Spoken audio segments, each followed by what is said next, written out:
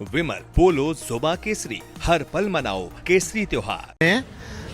Mobile controlled होना चाहिए, पर ना होने से मैं बताऊं, हमारी ये जनरेशन, हम लोग जो है, हम अपने जो जनरेशन 40-50 साल पहले, 30 साल पहले आईटी बूम किया ना, हम this is something we are proud of, and this proud because of that society. वो हमारी जनरेशन ने आईटी को इतने अच्छे से पिक किया। एआई में हमारे टैलेंट जो है ग्लोबली रिकॉग्नाइज्ड हैं। एआई में हमारे लोग जो है ग्लोबली इतने तेज हैं। वो ये हमारे आपका मोबाइल हम ठीक नहीं कर पाते, नए लड़के झट से ठीक कर देते हैं। उनका ये तो इनको एनेबलिंग पॉइंट है, सेल्फ कंट्रोल करे, पर हम उनसे बोलें कि नहीं तुम नहीं कर, मुझे लगता है हम अपने टैलेंट को हिडन करेंगे, वो नहीं करना चाहिए। चलिए, आप लोग रुके, बात किया, इसका बहुत शुक्रिया। धन्यवाद। तो कनॉट प्लेस में लोगों से आज मैं किसी मुद्दे पर खास बात नहीं कर रहा हूँ, लेकिन लोगों के मुद्दे क्या है ये जानने की कोशिश कर रहा हूँ। लेकिन यह बहुत ही जानकार आदमी है, चाय के और चाय बेचते हैं, लेकिन इनकी बातें आप सुनेंगे। पहले भी मेरे कार्यक्रम में मुझे लगता है 2-4 साल पहले ये कभी टकराए थे।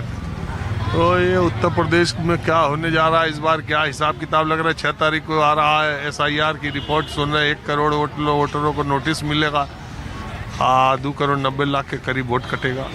तो उत्तर प्रदेश के चुनाव में इस बार क्या माहौल लग रहा है आपको? ऐसा है सर कि अब मैं तो सारे मीडियम करता हूँ, लेकिन आप जैसा कोई निष्पक्ष का बात नहीं करता, तो इसलिए कि उत्तर प्रदेश का जो हो रहा है, उत्तर प्रदेश में अगर अमित शाह जी चाहेंगे तो इनका जो है फिर 2-4-6 सीट से बहुमत हो सकता है या घट सकता है।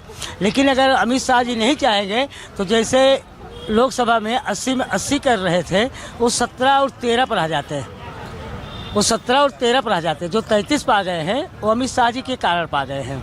आपने देखा होगा आकाश आनंद जी को पार्टी से मायावती जी ने निकाली। आपने देखा होगा कि कई विधायक को कई बार ट्रांसफ़र करना पड़ा, तब जा कर के जब अमित शाह जी संतुष्ट हुए तब जा कर के फिर बोले कि ठीक है।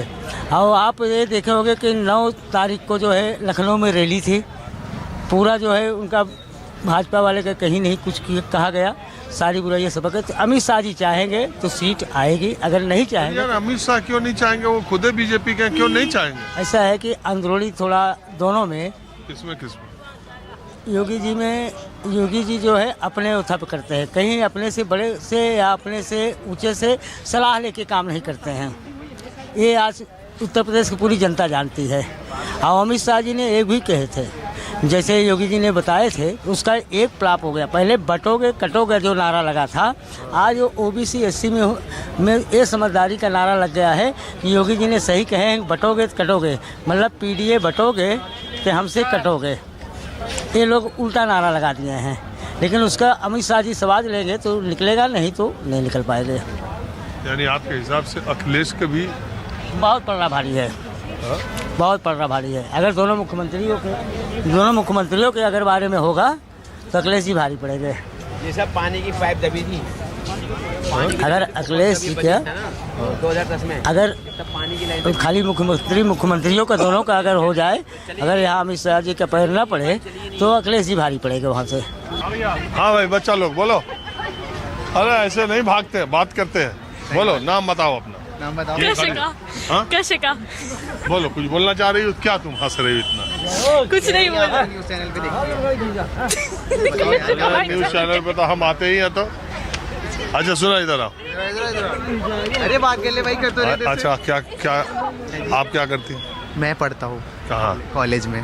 किस कॉलेज में? जाकिर हुसैन DU। अरे मैं जानता हूँ जाकिर हुसैन यहीं पर है, सिविल लाइंस के। जी।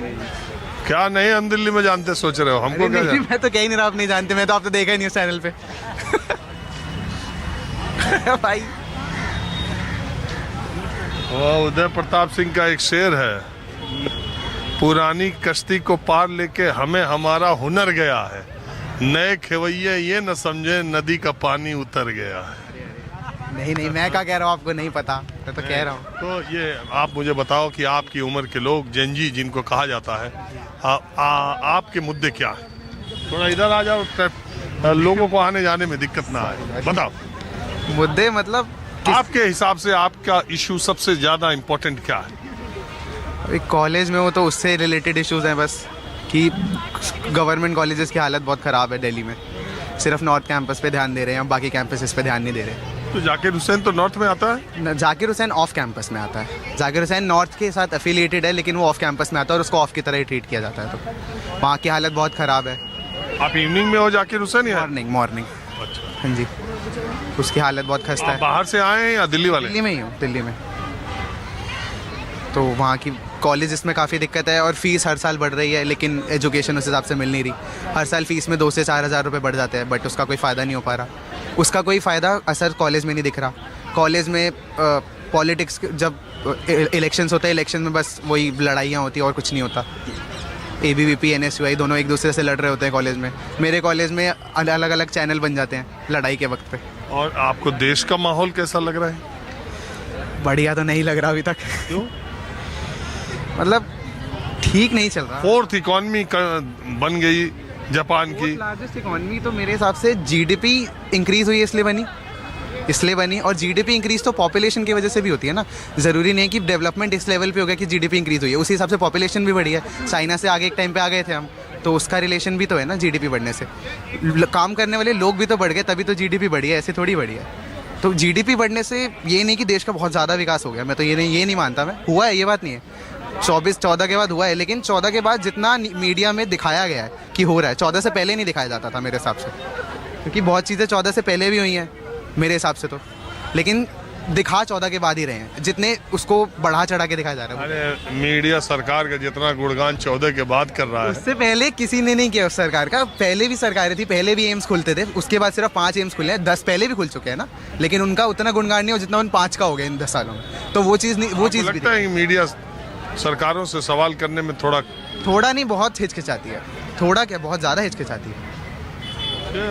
हाँ जी, हर चैनल पे मैं बस वही देखता हूँ कि एक मेरे मतलब जो मेरे फादर हैं उनको बीजेपी पसंद है, जैसे वो बीजेपी को ही वोट देते हैं। तुमको नहीं पसंद? मैं नोटा दबाता हूँ मुझे ना कांग्रेस का काम पसंद। आपके फादर क्यों बीजेपी पसंद करते हैं? उनको उनकी सोच थोड़ी हिंदूवादी है और उनको बीजेपी इसलिए पसंद आती है। वो कट्टर हिंदू में से हैं, तो मुझे वो सोच नहीं पसंद, तो मैं वोट नहीं देता बस। तो जब भी मैं डिबेट देखता हूँ उनको देखते हुए, तो मैं यही देखता हूँ कि उस डिबेट में जब 2 पक्ष लड़ रहे हैं, तो जैसे एक ने बोला कि तुम्हारी गलती है, तो फिर वो ये नहीं बोलेंगे कि हमने सुधारने के लिए किया। वो कहेंगे तुमने अपने टाइम पे भी तो करी थी, तो इसलिए हम भी कर रहे हैं। तो ये तो कोई तुक नहीं हुआ ना कि भाई तुमने भी करी थी तो हम भी करेंगे। फिर तुम्हें हमने जिताया क्यों है? तुम्हें तो सुधार कार्य के लिए जिताया है ना। अब अगर मैं बीजेपी को मैंने जिताया, आप ये नहीं मानते कि बीजेपी ने अच्छा काम भी करा है?